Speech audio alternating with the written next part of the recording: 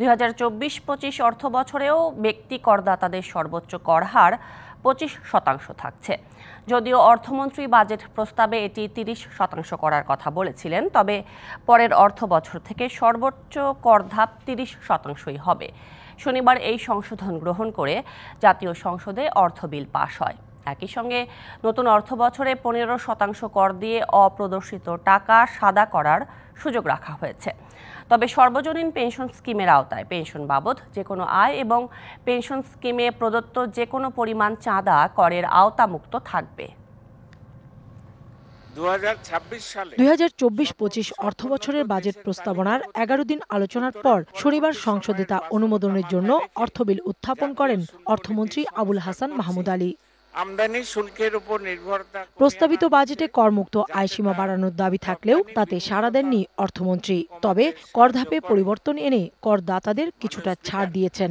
নগদের কাছে সব গ্রাহকই প্রিয়, তাই তো সারা দেশে ক্যাশ আউট চার্জ সবচেয়ে কম। কর রাজস্ব আহরণে গতি বৃদ্ধি এবং কর প্রশাসনকে আরও জনবান্ধব ও কার্যকর করার লক্ষ্যে আমরা সাম্প্রতিক সময়ে আইনি কাঠামোতে ব্যাপক পরিবর্তন এনেছি। একাধিক গাড়ির ক্ষেত্রে আরোপিত পরিবেশ সারচার্জ আগামী অর্থ বছরেও বহাল রাখা হয়েছে। নতুন অর্থবছরে 15% কর দিয়ে অপ্রদর্শিত টাকা সাদা করার সুযোগ থাকছে। সর্বজনীন পেনশন স্কিমের আওতায় পেনশন বাবদ যে কোনো আয় এবং পেনশন স্কিমে প্রদত্ত যে কোনো পরিমাণ চাঁদা করের আওতামুক্ত থাকবে। কোম্পানি, তহবিল ও ট্রাস্ট কর্তৃক অর্জিত মূলধনী আয়ের ওপরও 15% কর বসছে। সর্বজনীন পেনশন পদ্ধতির ক্ষেত্রে ফান্ড ব্যবস্থাপনা ও পেনশন কার্যক্রম পরিচালনার জনিত সকল ব্যয় সরকার বহন করবে এবং সুদ সহ সকল আয় পেনশনভোগীরা পাবেন বিধায় এটি হবে বিশ্বের অন্যতম আকর্ষণীয় একটি স্কিম।